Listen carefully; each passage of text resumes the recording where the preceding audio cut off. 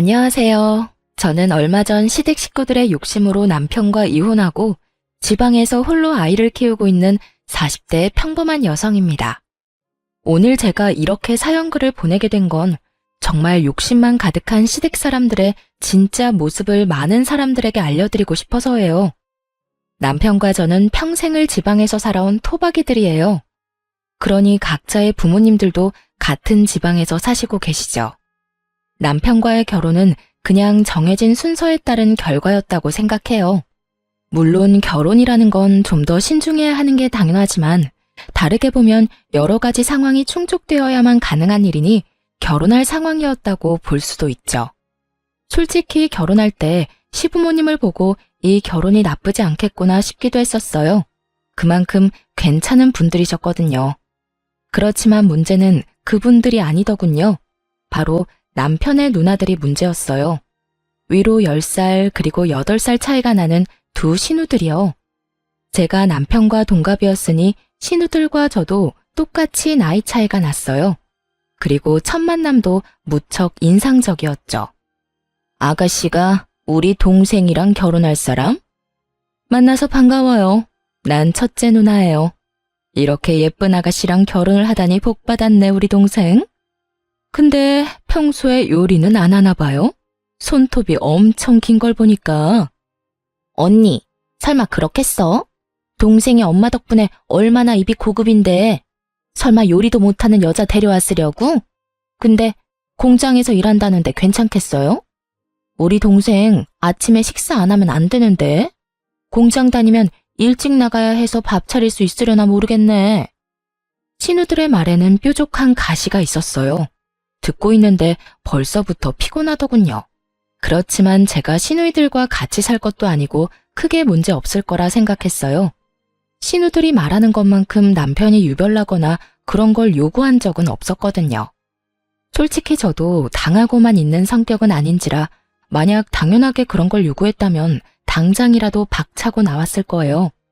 지금 마음으로는 그때 그렇게 박차고 나왔더라면 나이 들어서 그런 마음고생은 안 했어도 됐지 않을까 싶은 마음이 들기도 하지만 그것도 제 팔자겠죠. 어쨌든 저희 결혼은 생각보다 순탄하게 흘러갔어요. 남편은 당시에 작은 회사에서 일하고 있었고 저는 공장에서 생산직으로 일하면서 열심히 생활을 이어나갔죠. 제 예상대로 신우들과 만나는 일은 그리 많지 않았어요. 대신 시부모님과는 자주 만났었죠. 직장 일로 바쁜 저희들이 끼니를 잘 챙기지 못할까봐 항상 걱정하던 시모는 저희를 시부모가 운영하는 음식점에 항상 불렀어요. 시부모는 당시에 그 지역 주민들에게 인기가 많은 음식점을 운영하고 있었거든요. 그걸로 돈도 많이 버셨고 가게도 확장을 고민할 정도의 상황이었어요.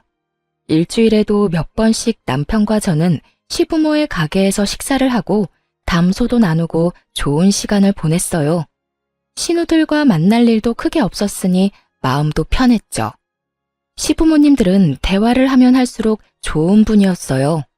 두 분도 함께 일을 하시는 상황이라서 그런지 모르겠지만 저희가 맞벌이로 힘든 상황을 모두 이해해 주시더라고요.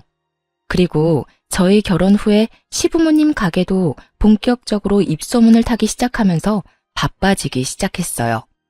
그래서 밥 먹으러 가는 것도 굉장히 죄송스러울 때도 있었거든요. 그럴 때는 주말에 시모를 위해 일을 도와드린 적도 많았어요. 제가 결혼 3년 차쯤 됐을 때 시부가 가게 쉬는 날 저희를 불렀어요. 집에 갔더니 시부모와 신우까지 모두 앉아 있었죠. 무슨 일인가 싶었는데 시모 입에서 나온 말들은 저희를 심란하게 만들었어요. 얘들아, 요즘 우리 가게가 많이 바빠. 그래서 직원을 뽑으려고 하는데 사람 뽑기 전에 우리 가족들 중에 원하는 사람들이 있는지 물어보려고 불렀다. 너희들한테는 굳이 우리가 하는 일 물려줄 생각은 없었는데 가게가 잘 되니 욕심이 나는 것도 사실이야. 너희들이 좋은 직장에서 일을 하고 있다면 이런 말도 안 했을 텐데 지금 큰애랑 작은애 둘 다 쉬고 있지 않니? 돈 벌 생각으로 직원으로 들어올 생각은 없어? 시모의 말에도 일리는 있었어요. 장사가 어느 순간부터 잘 되기 시작하니 좀 아까웠겠죠. 그런데 그것만 보고 덤비기에는 무척 힘든 일이었어요. 옆에서 봐왔으니 더 잘 알 수밖에요. 일찍 일어나서 밑준비를 해야 하는 건 물론이고 늦게까지 있어야 하는 그 일들을 섣불리 시작하기에는 다들 마음이 가지 않았을 거예요. 게다가 큰 신우는 전업주부고 작은 신우도 파트타임으로 일을 하고 있었으니 누구 하나 맡아 하기를 꺼리는 눈치더라고요. 저는 생산직으로 일하고 있으니 해당 사항 없다고 생각해서 저는 그냥 가족회의에 참석하는 느낌으로 듣고 있었어요. 엄마 마음은 이해하는데 굳이 그렇게까지 해야 돼요? 그래봐야 조그만한 가게고 잘 돼봐야 거기서 거기지. 그리고 나는 엄마도 알다시피 박서방이 좀 예민하잖아. 반찬 냄새 묻혀서 집에 들어가면 얼마나 난리를 치겠어요? 큰 신우의 말을 듣던 시모가 작은 신우를 쳐다봤어요. 우리도 안 돼요. 엄마 생각해봐요. 나 파트타임으로 일도 하고 그 뒷시간은 애들 봐야 해서 또 바쁘고. 그리고 나처럼 약한 사람이 힘든 가게 일을 어떻게 해? 아무리 봐도 나한테는 무리예요. 그러면 아무도 안 하겠다는 거냐? 그러면 옳게 가면 되지. 공장 다니는 것보다는 엄마네 집에서 일하는 게 훨씬 낫지 않아? 갑자기 저한테도 화살이 돌려지자 저도 당황했어요. 저는 그래, 옳게. 그게 좋겠네. 어차피 공장 일도 힘들잖아. 그럴 거면 그냥 어머니 도와서 일하면 딱 될 것 같은데. 공장에서 일한다고 돈 많이 주고 그런 거 아니잖아. 그리고 가족끼리 일하는 게 얼마나 편한데 그렇게 해줄 거지? 거의 반강제로 떠밀다시피 저를 설득하려 하더군요. 솔직하게 말해서 저는 싫었어요.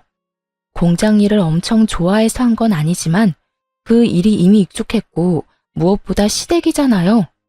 아무리 좋은 사람이라도 모르는 사람과 일하면 트러블이 생기는데 시부모님과 같이 일하면 그런 일이 생겼을 때 풀 수 있을 상황도 아니고 모조리 제가 감당해야 한다는 게 너무 싫었거든요. 그래서 저도 거절의 말을 꺼냈어요. 형님, 잘 다니는 직장을 그만두는 것도 이상하잖아요. 게다가 어머님 일하시는 거 보니 가벼운 마음으로 시작해도 될 일도 아니고. 그러니까 올케가 제격이지. 결혼한 지 얼마 안 됐으니까 빨리 가족이 돼야 하잖아. 그러면 같이 일하는 게 최고야. 올케라면 믿고 맡길 수도 있어서 더 좋지. 생각해봐. 공장이 얼마나 힘든데. 조금만 더 늙으면 그 일 못할걸? 근데 우리 엄마 봐. 아직까지 얼마나 정정하셔? 그러니까 제발 올케가 맡아줘, 응? 큰 신우와 작은 신우가 말을 꺼낼수록 시모의 얼굴에 기대감이 마구마구 생기더군요. 그걸 보니 차마 못하겠다는 말도 못하겠더라고요. 시부모님이 나쁜 사람들이었으면 절대로 하겠다고 하지 않았을 텐데 워낙 자상하고 또 신중하신 분들이라 결국 제가 하기로 결정했어요. 그리고 신우들이 내게 일을 떠맡긴 것을 제외하면 그 말에 틀린 말은 없었으니까요. 공장에서 일하는 게 힘든 것도 사실이고 늙어서까지 하기에도 나쁜 직업이라는 것도 맞는 말이니까. 알겠어요. 그럼 제가 맡을게요. 제 입에서 그 말 한마디 나오기만 기다렸는지 신우들이 엄청 좋아하더군요. 물론 겉으로 티는 내지 않았지만 그렇게 제가 시부모 가게에서 일하기로 하고 가족회의가 끝났어요. 신우들은 귀찮은 일 제게 떠넘기고 기뻤는지 고맙다며 난리도 아니었어요. 그렇게 저는 시모, 시부와 함께 가게 일을 하게 됐어요. 처음 1년은 정말 무슨 일인가 싶을 정도로 일이 힘들어서 정신이 없었는데 그것도 익숙해지면 다 같은 일이라 그런지 점차 몸에 더 익어서 괜찮아지더군요. 그렇게 2년, 3년이 지나자 시모는 제게 가게 주력 메뉴의 레시피도 알려주고 점점 더 중요한 것들을 알려주기 시작했어요. 솔직하게 말해서 그냥 가게 도와주는 일이라고 시작했는데 시모가 점점 더 중요한 걸 알려줄 때마다 의아하게 생각하긴 했어요. 게다가 가게가 더 잘 되기 시작해서 확장을 한 뒤에는 생각보다 가게 값어치가 꽤 있다는 걸 깨닫기도 했고요. 어머님, 그런데 진짜 저한테 가게 레시피 다 알려주셔도 돼요? 응? 그게 무슨 소리야? 가게가 너무 잘 되잖아요. 이거 다음 사장한테 알려줘야 하는 거 아니에요? 왜 그때 저희한테는 가게에서 일할 사람 찾는다고 하셔서. 아, 그거 말이지? 그때는 그랬지. 잘 될 거라는 보장도 없고 그게 될 거라는 보장도 없었으니까. 그때는 그냥 직원 뽑는다고 말한 거였지. 그래도 가족 중에 할 사람이 있으면 내가 가진 거 다 알려줄 생각이긴 했어. 음식 솜씨라도 가지고 있으면 어디 가서 굶어 죽진 않을 테니까. 그리고 가게가 잘 되면 나랑 같이 일하는 사람한테 가게 물려줄 생각도 했었고. 가게를 물려줘요? 그래, 이렇게 잘 되는 가게 이왕이면 가족이 이어받아서 하면 좋잖니? 그때는 이렇게 확장까지 할 정도로 잘 될지 몰랐다만 그래도 네가 해준다고 해서 얼마나 다행인지 몰라. 내가 무슨 일이 생겨도 이제는 네가 사장이 되어 이끌어가면 되니까. 이 정도 규모면 부족함은 없이 살 수 있을 테고. 저는 시모의 말에 깜짝 놀랐어요. 뒤를 이어받으라는 말이 사장이 되라는 말이라고는 생각도 못했으니까요. 레시피 알려주면서 열심히 가르쳐 주실 때부터 이상하다고 생각했지만 진짜로 저에게 뒤를 잇게 할 거라고는 생각 못했거든요. 시모의 말에 마음이 좀 뭉클해졌어요. 그래서 저도 더 열심히 가게 일에 힘썼어요. 그런데 그 이야기를 듣고 몇 주 뒤에 큰 신우가 저한테 잠시 밖에서 만나자고 하더군요. 저는 가게로 오라고 했지만 시모 있는 데서는 하기 힘든 이야기라길래 저도 무슨 이야기를 하려나 싶어 큰 신우를 만나러 갔어요. 약속 장소에 도착했더니 큰 신우가 굉장히 화가 난 얼굴로 저를 기다리고 있더군요. 무슨 기분 나쁜 일이라도 있었나 하는 마음으로 말을 걸었는데 큰 신우가 대뜸 저한테 소리를 빽 질렀어요. 옳게, 어떻게 그럴 수가 있어? 네? 엄마 가게 말이야. 엄마가 올케한테 가게 물려주겠다고 했다며? 아니, 어떻게 그 가게를 올케한테 물려준다 그래? 뜬금없는 신우 말에 어이가 없는 건 저였어요. 애초에 두 딸한테 기회를 먼저 준 게 시모였고 그거 귀찮고 싫다고 저한테 떠밀었던 게 신우들이었으니까요. 그런 건 원래 딸들이 물려받는 게 당연하지. 어떻게 엄마랑 일하면서 그런 짓을 해? 아무리 돈에 눈이 멀어도 그렇지. 가게를 홀라당 가져갈 생각을 하냐고. 설마 그거 노리고 그때 일하러 들어가겠다고 한 거였어? 그때부터 작정했던 거냐고. 형님께서 무슨 이야기 하시는지 잘 모르겠네요. 그때 시어머니 밑에서 일하라고 등 떠밀었던 건 형님이잖아요. 그래서 제가 일 그만두고 들어가게 된 거고. 기억 안 나세요? 그랬긴 했지. 그렇지만 그때는 그냥 직원이었지. 그 가게 물려받는다는 거 알았으면 내가 했을 거야. 듣고 보니 참으로 욕심이 가득한 말이었어요. 그걸 숨길 생각도 없어 보였고요. 형님, 제가 하겠다고 한 게 아니라 어머님이 그렇게 정했다고 하신 거니까 어머님한테 여쭈어 보세요. 저한테 이러시는 거 시간 낭비고 서로 기분만 나빠질 뿐인 거 아시잖아요. 그 가게가 지금 당장 내 것인 것도 아닌데 왜 저한테 이렇게 화를 내는지도 모르겠고 이 상황 자체가 정말 어이없다고 생각하거든요. 제 말에 큰 신우가 새침한 표정으로 묻더군요. 그래, 그럼 내가 엄마한테 직접 이야기할게. 어떤 결과가 나오더라도 나한테 원망은 갖지 마. 큰 신우가 그 자리에서 시모에게 전화를 걸었어요. 스피커폰으로 전화를 거는 걸 보니 제 딴에는 시모가 딸한테 사장 자리를 물려줄 거라고 철석같이 믿고 있는 것 같더군요. 그렇지만 그렇게 될 리 없다는 걸 저는 잘 알고 있었어요. 여보세요? 네가 웬일이냐 이 시간에? 엄마, 다른 게 아니라 하나 물어보려고 전화했어요. 혹시 올케 말고 나한테 가게 물려줄 생각은 없어요? 올케가 엄마 밑에서 열심히 일한 건 아는데 그래도 사업은 피부치랑 해야지 며느리가 무슨 말이야. 그러다 걔네 이혼하면 어차피 남인데. 그러니까 내가 대신 들어갈게요.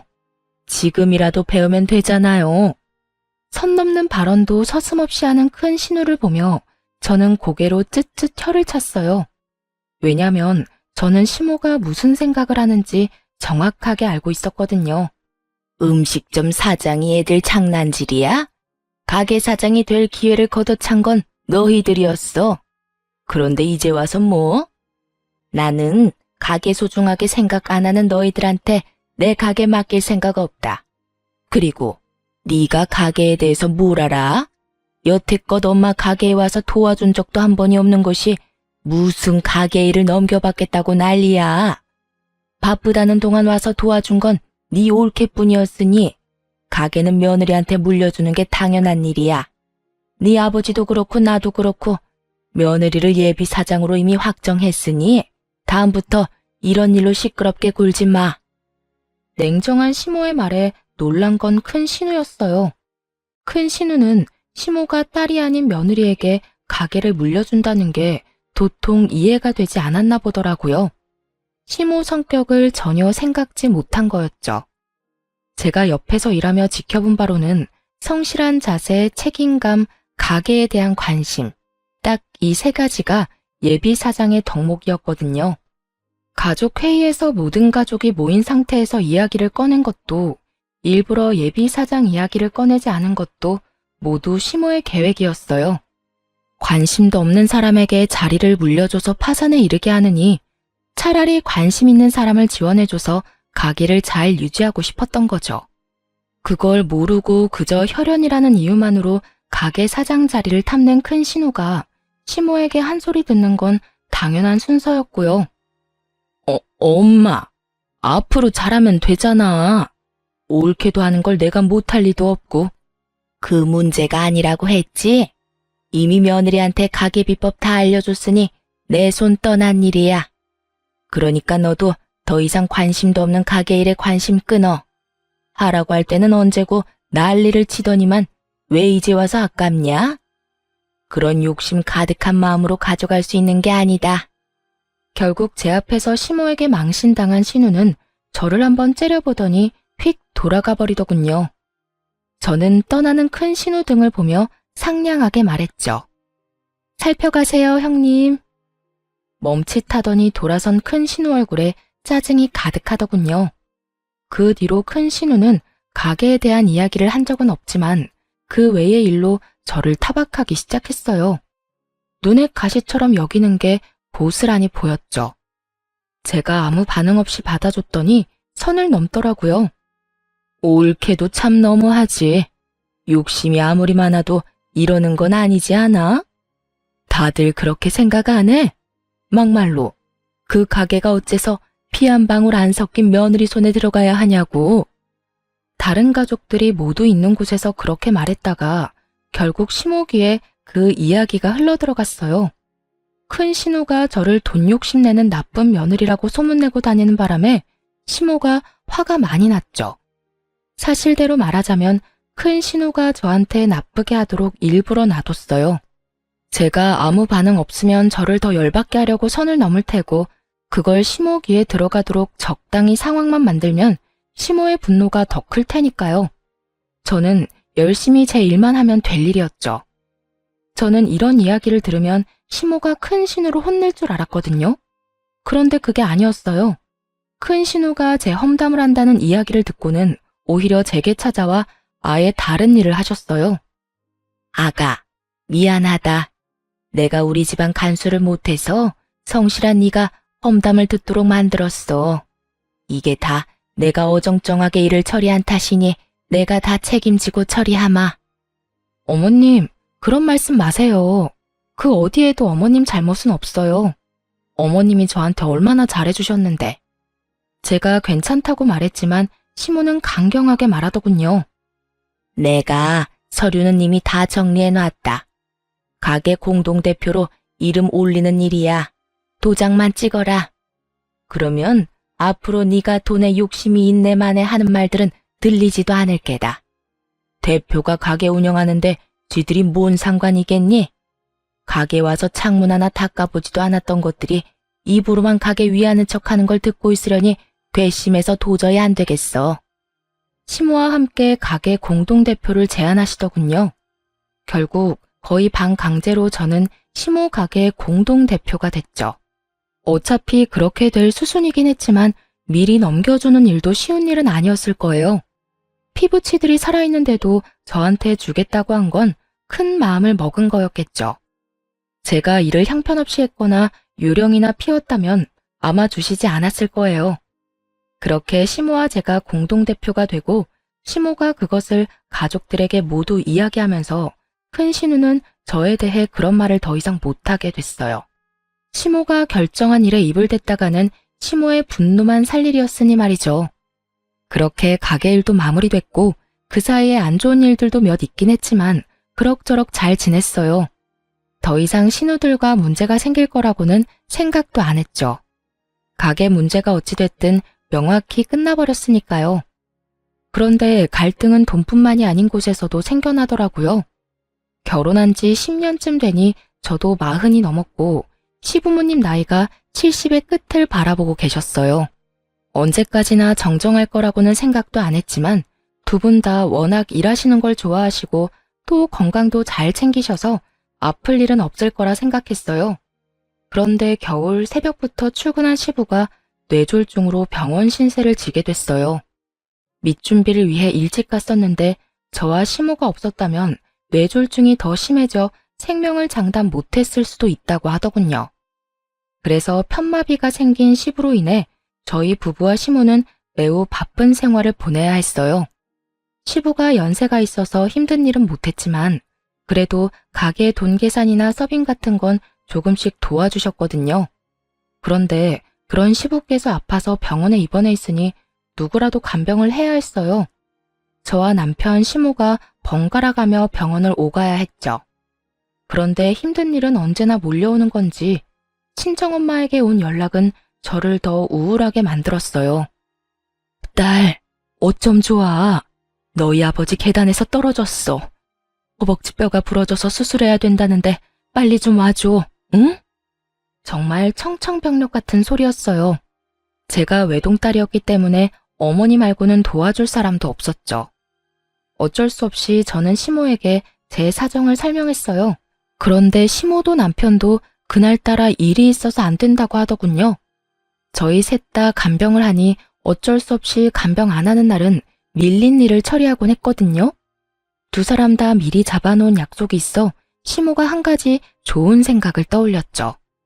둘째야, 너 오늘 하루만 아버지 병간호 좀 하거라.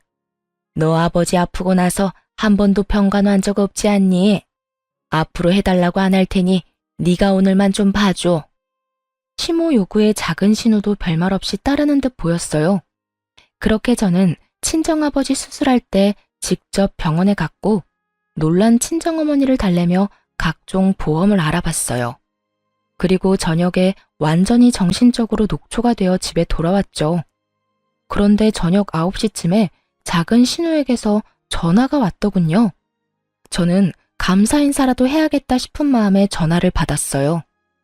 옳게, 어떻게 이럴 수가 있어? 어떻게 시어머니를 시켜서 자기를 나한테 떠넘겨? 그게 어디서 배워먹은 짓이야? 일이 있더라도 나한테 맡길 일이 아니지. 옳게도 며느리가 아니라 가족인데. 전화 받자마자 화내는 작은 신우의 목소리를 들으며 저는 한숨을 푹 쉴 수밖에 없었어요. 아, 형님. 저도 병간호 빼고 싶어서 뺀 게 아니에요. 친정아버지 대퇴골이 부러져서 수술을 해야 한다는데 그럼 어떻게 해요? 아시잖아요. 저는 외동이라 저희 집에 어머니가 의지할 만한 곳이 없어요. 그리고 형님, 아버님 안 보고 싶으셨어요? 간병이 아니라 아버님 얼굴 보는 자리라고 생각하시면 될 일을. 너 지금 나한테 가르치니? 어이가 없어서? 너만 바빠? 나도 바빠. 나도 우리 시부모님 수발들기 바빠서 몸이 나만하질 않아. 결혼하면 출가 외인이고 각자 집안 챙기는 거지. 왜 남한테 피해 줘가면서까지 일을 떠넘겨? 정말 듣고 있으니 화가 다 나더군요. 시모가 이야기 꺼냈을 때는 그렇게 하겠다며 아주 공손하게 말 듣는 척 해놓고 결국 일 끝나고 저한테 전화해서 화풀이라니. 한마디 더 하려다가 어차피 말도 안 통한다 싶어서 네네 하고 전화 끊었어요. 다음에는 간병인을 고용해서라도 작은 신우는 절대 부르지 않겠다 다짐까지 했죠. 그런데 그 전화 받은 다음 날 작은 신우가 시부 입원한 병원 근처에 있는 어느 상가 빌딩에서 나오는 걸 봤어요. 그런데 그 빌딩은 1층이 뽑기 가게에 위로는 헬스장, 사교 댄스 학원만 있었거든요. 계단을 타고 오르는 걸 보니 헬스장 아니면 사교 댄스장인데 헬스장은 그날 정기적으로 문을 닫는 날이더라고요. 그걸 알고 나니 참 어이없었죠.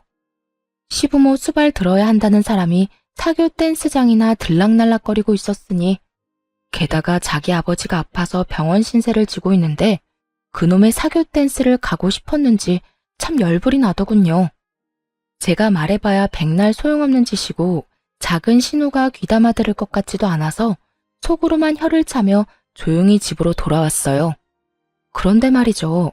며칠 뒤에 저는 뜻밖의 전화를 받았어요.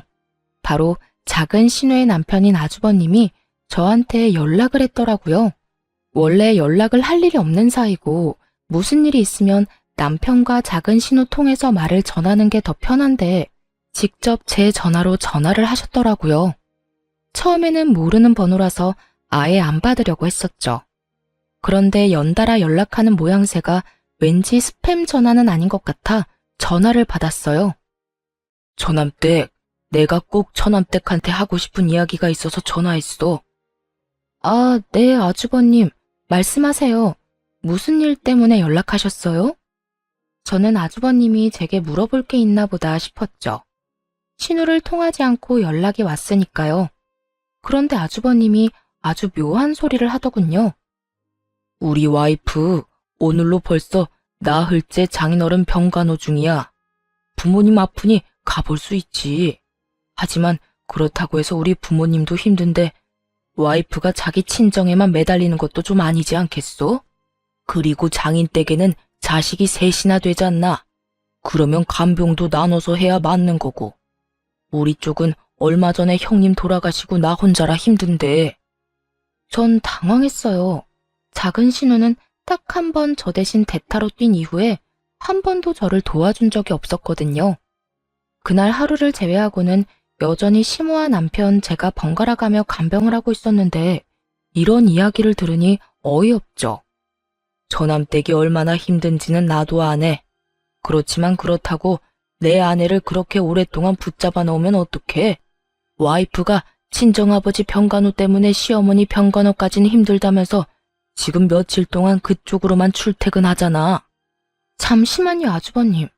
뭔가 잘못 알고 계신 것 같은데요.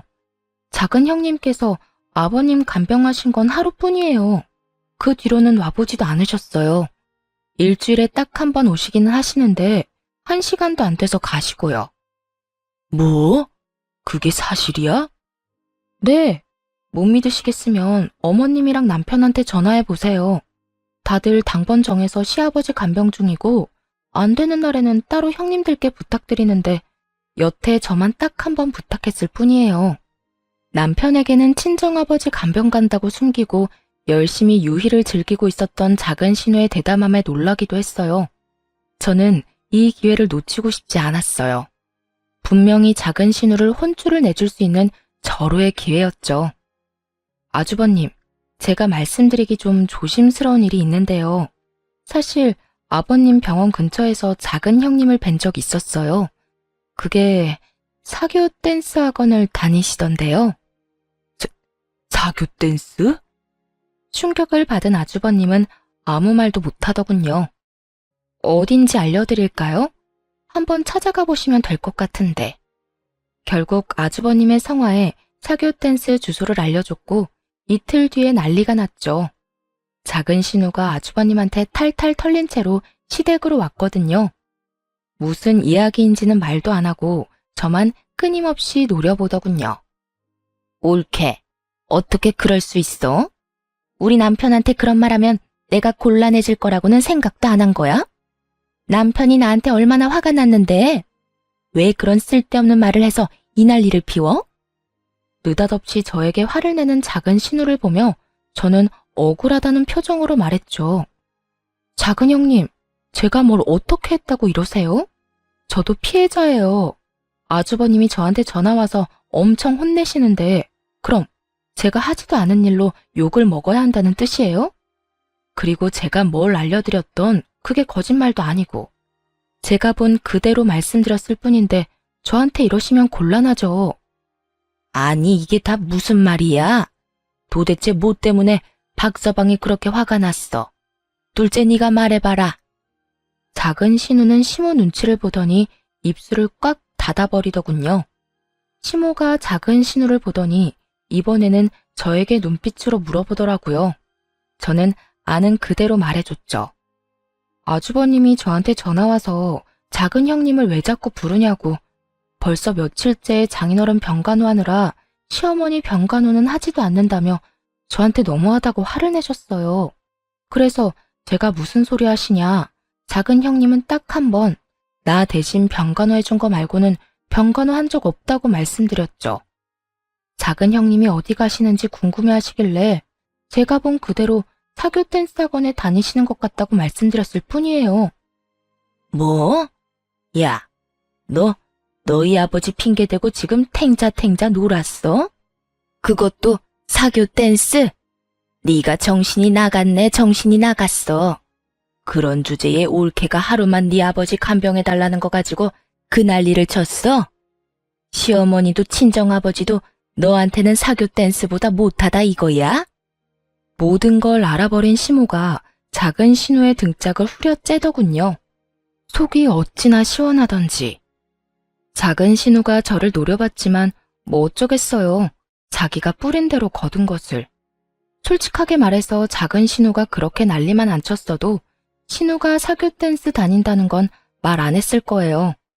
그러게 마음을 좀 곱게 쓸 것이지. 어쨌든 이 일 이후로 작은 신우는 남편에게도 밉보이고 어머니에게도 한 소리 들은 후로 본인 시어머니 수발에만 전념하며 지냈어요.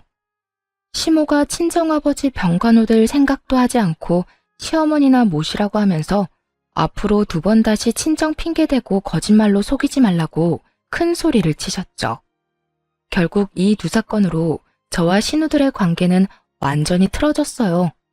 대신 시모와의 관계는 돈독해졌죠. 시부는 꽤 많이 회복이 되기는 했지만 정상적인 생활은 거의 불가능했어요. 편마비로 인해서 부축이 없으면 거동도 잘 안 될 정도셨거든요. 시모가 처음에는 입원을 시키려고 했는데 그마저도 신우들 반대에 잘 되지 않았어요. 엄마, 아버지를 왜 입원시켜? 집에서 충분히 돌볼 수 있는데. 나도 며느리 고생시키고 싶진 않다. 그리고 다들 일하는데 어떻게 너희 아버지를 집에서 돌봐? 말도 안 되는 소리야. 왜 말이 안 돼? 내가 복지센터에 상담해봤어. 주간 보호라고 낮 동안 어르신들 봐주는 거 있대. 점심도 주고 어린이집처럼 차량으로 집까지 이동도 해주고. 그거 하면 될 것 같은데? 형님, 그런데 그것도 돈이 좀 들던데 거기에 드는 비용은 셋이서 나누면 될까요?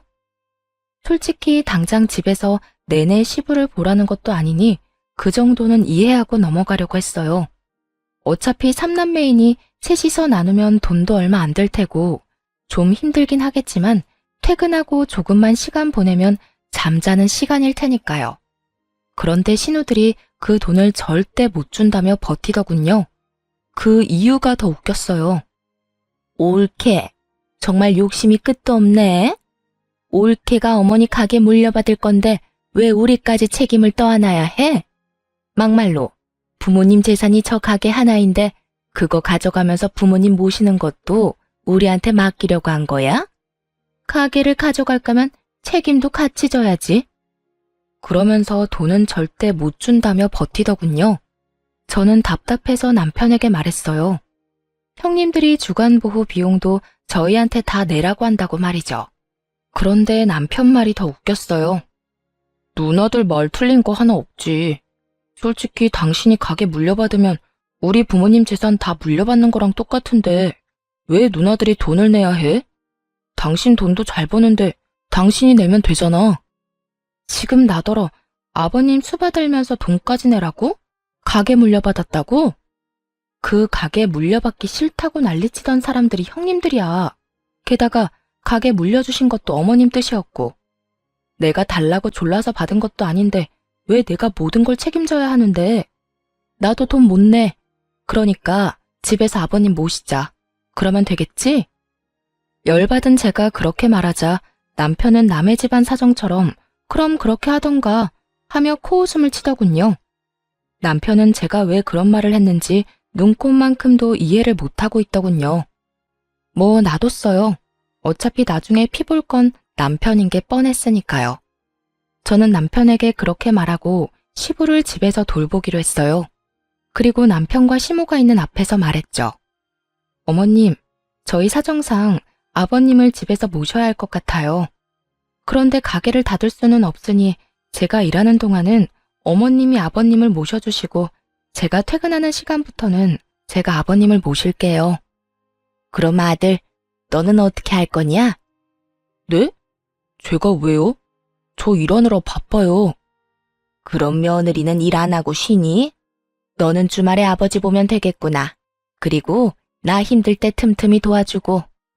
역시나 공정한 시모가 그렇게 남편의 역할까지 정해주고 시부의 집 간병이 시작됐어요. 처음에는 어떻게든 굴러갔지만 시간이 지날수록 힘에 부처하는 게 보이더군요. 특히 연로하신 시모의 컨디션이 나빠지기 시작하자 남편이 불려가는 일이 많아졌어요. 결국 시모의 부름이 감당이 안 된 남편이 저에게 화를 내기 시작하더군요. 당신은 도대체 책임지지도 못할 일을 왜 시작한 거야? 내가 당신보다 더 많이 아버지 얼굴 보고 있는 건 알아? 그게 뭐 잘못됐어? 그리고 억울한 척 하지 마. 내가 당신보다 더 많이 아버님 수발 들고 있거든? 수발만 들어. 집안일에 육아에 가게일까지 내가 다 하는데 당신이 뭐가 그렇게 못마땅해. 그리고 당신이 당신 부모님 간병하는 게 무슨 잘못이야? 그게 이상한 일이야? 당연한 일이지. 그리고 입원이며 주간보호 모두 거절한 게 당신들 남매야. 왜? 이제 와서 당신 할 일 많아지니까 힘들어? 그럴 거면 그때 왜 형님들 편들면서 나한테 그딴 소리 했어? 내 말 안 듣고 입맛대로 하고 싶어 했던 당신 탓이지. 그래서 나 엿먹으라고 이랬어? 내가 당신을 괴롭힌 게 아니라 당신이 스스로 제 무덤 파고 들어간 거겠지. 지금 그걸 말이라고. 됐어. 다 때려치우고 당신 가게 그만둬. 내가 회사 그만두고 가게 일할 테니까. 갑자기 그게 무슨 소리야? 당신이 왜 회사를 그만두고 가게를 해? 진짜로? 진짜 일 그만두고 가게 일하겠다고? 대체 왜? 내가 언제까지 당신 눈치 보면서 살아야 해? 이번 일도 봐. 당신이 하라는 대로 안 하니까 나 엿먹이려고 이런 수작질한 거 다 알아. 어머니 아버지가 당신 좋아한다고, 당신한테 의지한다고 나를 별것 아닌 놈 취급한 건 당신이야. 어이가 없었어요. 저는 그저 바쁘게 살았던 것뿐인데 대체 어디에서 무슨 소리를 듣고 일어나 싶었죠.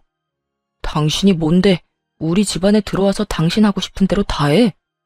앞으로 내 말 안 들을 거면 이 집에서 나가면 돼. 난 당신 들러리로 살 생각 없으니까. 찌질함의 끝을 보여주는 남편놈의 얼굴을 보며 저는 이게 해결될 문제가 아니라는 걸 깨달았어요. 남편의 마음이 닫혀진 게 눈에 보였거든요. 단순한 싸움으로 끝날 수도 있었던 일을 남편은 단순하게 해결할 생각이 없더군요. 집에서 나가라는 말에 제가 나지막이 되물었어요. 당신 이혼하자는 거야? 그래. 말길 잘 알아듣네. 이혼해. 가게는 나한테 넘기고. 그 가게 당신 것도 내 것도 아니거든? 어머님한테 물어보고 와. 그리고 이혼하는 거 나도 찬성이야. 부모님 두 분 보고 살았지. 내가 찌질한 당신이랑 두 시누이 생각하면 진짜 이제라도 인연 끊는 거 다행이라고 생각하니까. 결국 저와 남편은 이혼을 하게 됐어요. 남편 놈은 아주 기세가 등등하더군요. 제가 없어도 가게 일이며 집안일 다 해결할 수 있을 거라고 아주 호언장담을 했어요. 하지만 이혼 직후 시모의 행동 때문에 남편의 기대는 와르르 무너졌어요. 이혼을 하고 나자 시모가 저를 따로 만나자고 하더라고요. 그래서 나갔더니 그러더군요. 애미야, 네가 고생이 참 많았다. 내 밑에서 힘들게 일도 하고 모자란 아들놈 때문에 일이 이혼까지 하게 돼서. 그래도 내 손주들 엄마잖니? 그러니까 내 가게 네가 온전히 가져가거라. 그걸로 애들 키우고 열심히 살아. 네가 해온 것들을 보니 너라면 충분히 그 가게 잘 살릴 수 있을 거야. 시모의 행동에 저도 당황했어요. 신우들 말처럼 제가 피도 한 방울 섞이지 않았는데 음식점을 고스란히 물려주겠다니. 그러지 않으셔도 돼요. 이미 이혼했는데 그런 것까지 받으면. 그만. 내가 너 좋으라고 주는 줄 아냐? 손주들 생각해서 주는 거야. 애들 데려가면서 가게까지 잃으면 어떻게 먹고 살 거야? 이혼을 했지만 손주들은 내 손주들이다. 그러니까 잔말 말고 받아. 우리는 그간 모아놓은 돈이 제법 되니 괜찮을 거다. 어떻게든 가게를 제 손에 들려주려는 시모 모습에 결국 고마운 마음으로 가게를 물려받았어요. 오로지 단독 대표가 된 거죠. 시모는 제게 가게를 넘기고 가게에 아예 나오지도 않으셨어요. 몇 번 전화 통화를 하니 시부 병간호를 하고 있다더군요. 남편 놈이 버는 돈으로는 간병인을 구할 수도 없고 신우들이 봐줄 사람들도 아니니 어쩔 수 없는 상황이었던 것 같아요. 그런데 그 이후로 시모와의 연락이 뚝 끊겼어요. 거의 1년 넘게 연락이 안 되다가 어느 날 갑자기 전 남편이 가게로 찾아왔더군요. 거들먹거리며 저한테 명령조로 말도 안 되는 말을 짓거리더라고요. 당신한테도 알려야 할 것 같아서 전화했어. 우리 어머니 치매 걸렸어. 아버지 병간호하다가 스트레스 많이 받으셨는 것 같아. 그래서 하는 말인데 당신 우리 어머니 좋아했잖아. 얘 가족의 정을 봐서라도 우리 부모님 좀 돌봐주면 안 되겠어? 가게 걱정은 하지 말고 그 가게 나한테 넘기면 다 해결될 일이니까. 당신은 부모님만 잘 돌봐주면 돼. 그러면 내가 월급으로 돈도 줄 테니까. 정신 나간 소리를 찍찍 해대는 전 남편의 목소리에 저는 코웃음이 다 났어요. 뭘 모르니 저렇게 용감하게 짖을 수 있는 거겠죠? 당신이 병간호하면 되지 왜 나한테 명령질이야? 부탁을 해줘도 들어줄까 말까 한 판에 뭐? 가게 넘기고 부모님이나 돌봐주라고? 한 달에 월급을 1,000만 원을 준다고 해도 안 한다 이놈아. 이 가게에 어머님이 직접 내 손에 들려주신 거 당신은 모르지? 어머님이 손주들 힘들게 키우지 말라고 나한테 주신 건데 네가 애비면 자식 생각을 해서라도 뺏으면 안 되지. 전 남편 놈은 아직까지 어머니와 제가 공동대표라고 알고 있더군요. 제 말을 듣고서야 시모가 대표 자리에 없다는 걸 알고 완전 난리를 쳤어요. 왜 이 가게가 당신 거야? 어머니가 진짜 당신한테 주신 거라고? 이건 뭔가 잘못됐어. 그건 우리 어머니 거라고. 가게 가져갈 생각이라면 꿈 깨. 이미 옛날에 명의도 나한테 이전됐고 대표도 나 혼자야. 당신이 가져갈 수 있는 건 하나도 없다고. 제 말에 충격을 받은 전 남편은 부러움에 배가 너무도 아팠는지 생떼를 쓰며 입에 담지도 못할 말들을 저에게 쏟아붓더군요. 그 욕을 들으며 저놈이 제 자식들 아빠라는 게 새삼 부끄러울 지경이었어요. 지금 상황이 어떻게 된 건지 당신이 몰라서 그래. 나 지금 부모님 두 분 다 내가 모시게 생겼거든? 그것도 돈도 한 푼 못 받고. 가게라도 있어야 이걸로 누나들을 어떻게든 부모님 수발 들도록 만들 수 있을 거 아니야. 참 대단한 아들이네. 나랑 이혼하고 신우들한테 시부 떠넘겼다며? 내가 모를 줄 알아? 결국 혼자 두 분 모시게 생겼네. 아주 효자야, 효자. 웃는 저를 바라보던 전 남편 표정이 아주 똥 밟은 것처럼 일그러지더군요. 아니, 근데 왜 이 가게에 그렇게 집착을 해? 시댁집 팔면 되잖아. 그걸로 돈 나오면 간병인을 구하던 요양원에 보내던 하면 되지. 그 집? 그거 이미 우리 누나가 담보대출 받아가서 깡통된 지 오래야. 그거 대출 받을 때도 내가 이 가게 하나 생각하면서 버텼는데 그게 언제 당신 앞으로 명의 이전이 되어 있었던 거냐고. 이게 전부 다 당신 때문이야. 저는 행패를 부리기 시작하는 전 남편을 경찰에 신고했어요. 그렇게 가게에서 쫓아내버렸죠. 재산이 필요할 때는 시부모와 며느리 사이 이간질하고 알랑방귀 끼어가며 남한테 대리호도 시키려던 자식들이 부모 아프니까 어떻게든 서로에게 떠넘기려는 모습을 보니 이 사람들과 가족의 연을 끄는 게 다행이라는 생각이 들었어요. 이혼을 안 했더라면 저만 더 힘들어졌을 테죠. 그 모습을 보니 시부모가 저한테 가게를 물려주려 한 것도 어느 정도 이해는 가더라고요. 시모에게는 자식이나 다름없는 가게인데 자식들 성정을 알고 있으니 오래가지 않아 헐값에 팔아버릴 거라는 걸 예상한 건지도 몰라요. 이들을 보면서 정말 간절하게 느낀 게 있다면 제 자식들만큼은 절대로 저런 짓 하지 않도록 교육을 단단히 시켜야겠다는 거였어요.